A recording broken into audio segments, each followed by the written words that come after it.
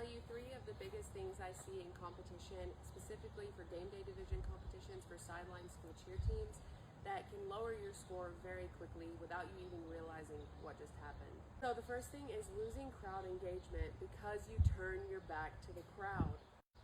I see this the most often when transitioning from motions and exploding to the crowd and moving to stunts in one part of your game day routine.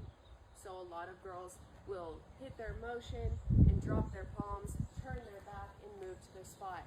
Once you turn your back, you're cutting that invisible line of connection that you've created with the crowd and with the judges. So one way to prevent that from happening is make sure you're opening up your shoulders and your upper body to the crowd as you move. You can still move here and move quickly and with a purpose, but while also yelling the words, engaging the crowd with your facials and your upper body. So you can still explode here while you're moving. Never turn your back or your head to the judges or the crowd. The second tip is kicks. If you cannot execute kicks or jumps perfectly or stunts perfectly, do not include that. If you are going to have your squad do a kick, it needs to be perfect.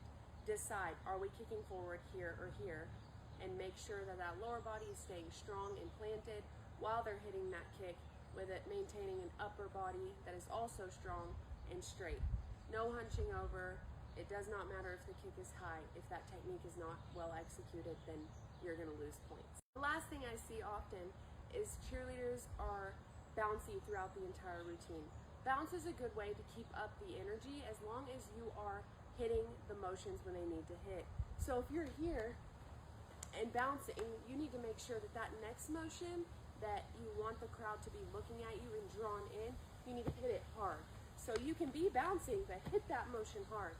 Because if you're here and bouncing while you hit your motions, you're gonna look really, really sloppy. So I hope those tips help. Maybe I'll make this a series. If you want more from me, just let me know. Bye.